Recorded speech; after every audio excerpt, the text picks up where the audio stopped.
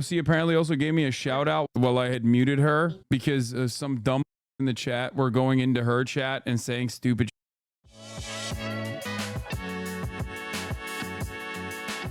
AOC had some takes post RNC. Here was Ryan Grimm's take on it. I thought she was pretty clear. She said, here's why she feels the way she feels, but she doesn't blame people for disagreeing. She doesn't trust the people leading the charge to oust him, a legit point, and doesn't think they have a reasonable plan to replace him and win. If you believe, like me, that he has a near zero shot at this point, then you have nothing to lose in replacing him. She clearly thinks he can still potentially win. That's it. And I think that the other political calculation, which I think AOC probably should not have gone live and done this, but she brought up a bunch of stuff that I've heard from the DNC chair and I've heard from other like Biden dead enders that I don't agree with. The reason why the progressives are sticking with Biden, in my opinion, is because of what Sam Adler-Bell said yesterday as well. And I think that analysis is still correct. They were a junior partner in the coalition for Biden. They believe that Biden will be honest and actually follow through on promises that he probably gave, the assurances that they gave to the Progressive Caucus. If they stick around for Biden, they will turn around and for their defense of Biden in this moment, Biden will, if he ends up sticking it through the convention, remember that and respond in kind and return the favor and add a bunch of these like progressive policy positions into his agenda. Now, I don't believe that. I don't think that Biden will do that. I don't think that Biden will have enough momentum, even if he was to make it across the finish line at the DNC. I don't believe that Biden would win. But let's say he won.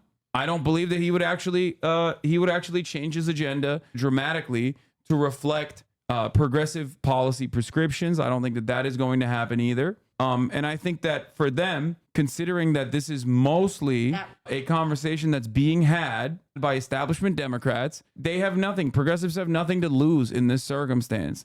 I mean, they'll lose a little bit of favor in the eyes of like the broader electorate. You know, progressive voters will look at them and be like, what the f are you guys doing?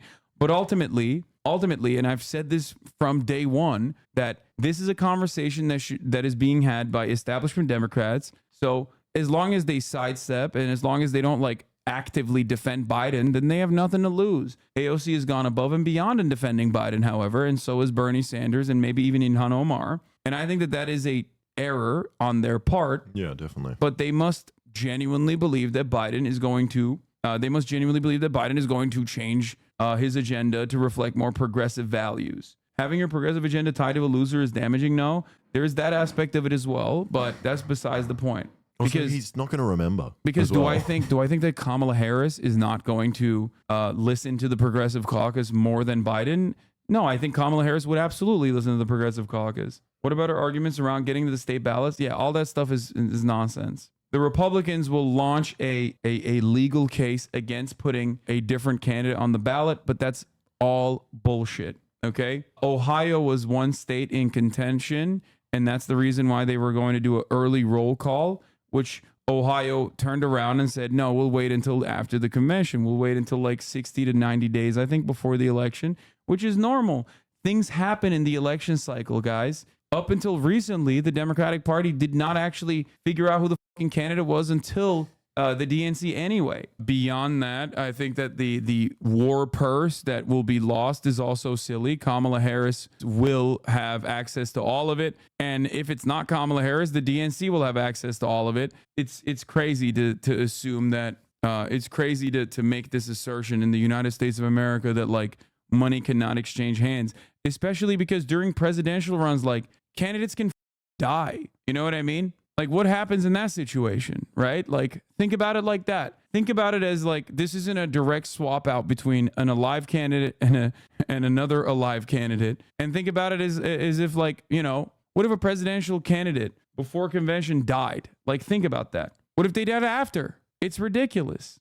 Yeah, I mean it happened to Bobby Kennedy. So in my opinion, that's not a real consideration. The one thing that pissed me off by the AOC talk was her saying, you should have said this a year ago. We have. She is who was hiding the cognitive decline and not pushing that narrative, and she's digging in so late now. We can all see it as clear as day. I think AOC wasn't responding to us. I think AOC was responding to the establishment Democrats when she said that. She has a position. She has staked out this position. think about it as a dam, right? Her position is a dam. Now she's letting water flow through. Everything that she is talking about, she is trying to direct where that water that is flowing through to release a little bit of that pressure to go in a certain direction.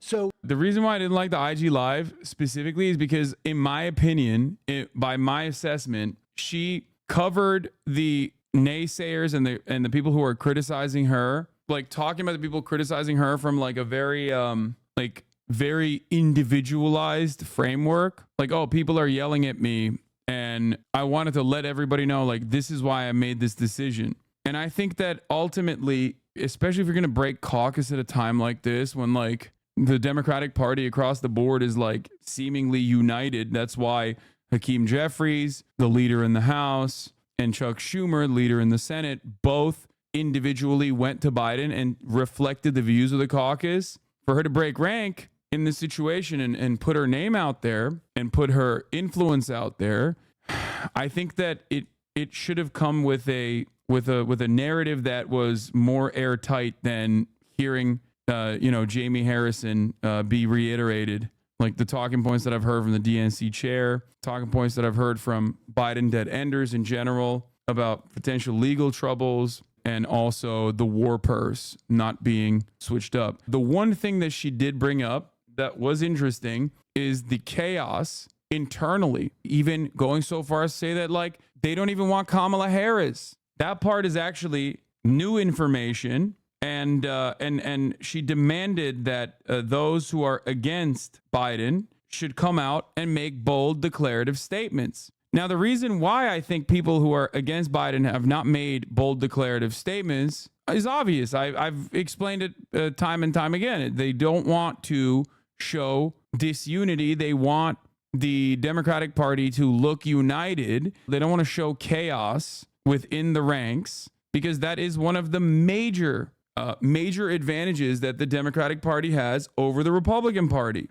And they are trying to tell an old man as gently and as kindly as possible that he needs to step aside. The issue, however, is that Biden is refusing to hear these gentle calls, and as a matter of fact, taking advantage of the fact that they're not openly in public in broad daylight saying like, you need to step down, you need to step down, you need to step down. I mean, she's claiming that she's being completely transparent here, and I don't think that that's the case. I think she has an agenda. And I think that agenda is not to save Biden's presidency at this point. She's not capable of doing that. But what she is capable of doing is making people a little bit more suspect about other agendas that are in play, that we have a perception of what the who's on the playing field. And she's telling us there are other people on the playing field. So if you're going into this and you're on Coconut Island, be aware of this. And I think that's an important thing, because once Biden steps down, if it becomes an open convention thing, A, I think it's problematic in terms of election, but B, it's also really problematic.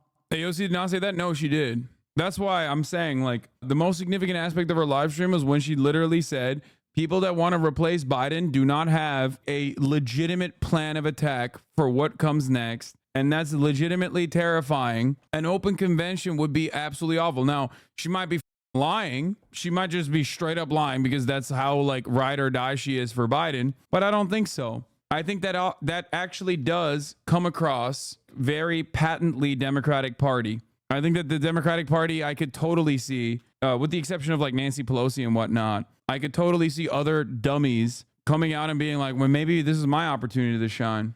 Require a name to be enrolled and certified on their ballot even before the convention. This is something I disagree with. I think this has been like adequately rebuked. It's not a real issue. AOC apparently also gave me a shout out while I had muted her. Because some dumb fucks in the chat were going into her chat and saying stupid shit. Hasan is beefing with you on stream. He ended this election profoundly and deeply, just like all of you. And people are so stupid, dude. It's like drama frogs are actually the dumbest people on the planet. I despise them so much. You as a drama frog chat hopping to another person's chat and behaving like this is a he said she said situation between like me and Asmongold or whatever is ridiculous. Okay, I don't know how to stop that. Drama baiters are awful humans who have zero joy in their lives. 100%. I suspect that it's not a member of this community that did that. It was mostly just like hate watchers. But this is not a streamer. This is a congressperson. You know what I mean? Like, what the are you guys doing? As a person that is invested so in embarrassing. our success, I feel like I would regret not raising some of these matters that I feel are not getting appropriate consideration. And it kind of bums me out because the vast majority of people are not following this conversation as closely as the people who are following this conversation think. And if the president makes a decision unto himself, that's on him.